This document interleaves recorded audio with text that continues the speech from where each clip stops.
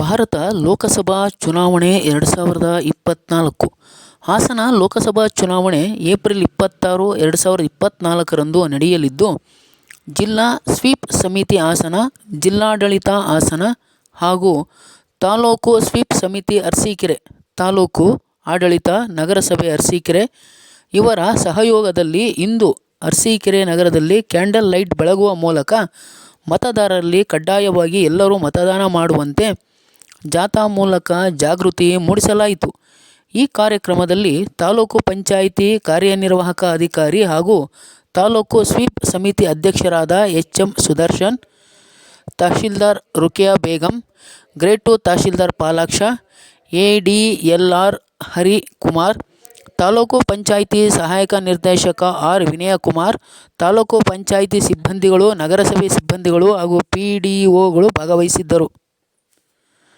News bureau, Srihari Prasad, Arsikere.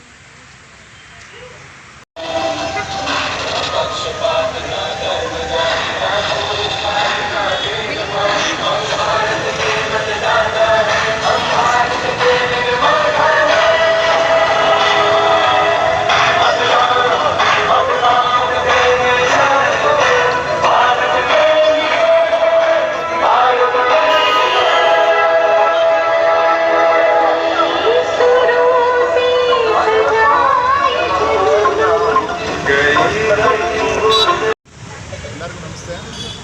ಎಲ್ಲರಿಗೂ ತಿಳಿದಿರೋ ಹಾಗೆ 26ನೇ ತಾರೀಕು ಲೋಕಸಭಾ ಚುನಾವಣೆಗೆ 2ನೇ ಹಂತದಲ್ಲಿ ನಮ್ಮಲ್ಲೆಲ್ಲ ಮತದಾನ ನಡೀತಾ ಇದೆ.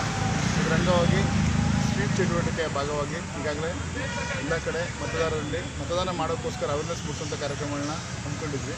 ಈ ದಿನ ಬೆಳಗ್ಗೆನೂ ಸಹ ನಾವು ಬೈಕ್ ಜಾಥಾ ಮಾಡಿದ್ವಿ. ಅದೇ ರೀತಿ ಈಗ ಕ್ಯಾಂಡಲ್ ಲೈಟ್ ಮಾರ್ಚ್ ಮಾಡಿಬಿಟ್ಟು ಎಲ್ಲರೂ ಒಂದು ಹೆಚ್ಚಿನ ಸಂಖ್ಯೆಯಲ್ಲಿ ಬಂದುಬಿಟ್ಟು ಮತದಾನ ಮಾಡಲಿ ಮತ್ತು ಶೇಕಡ 100ರಷ್ಟು ಮತದಾನ ಆಗಲಿ ಅನ್ನೋ ಉದ್ದೇಶದಿಂದ ಈ ಕಾರ್ಯಕ್ರಮ ಹಮ್ಮಿಕೊಂಡಿದ್ವಿ.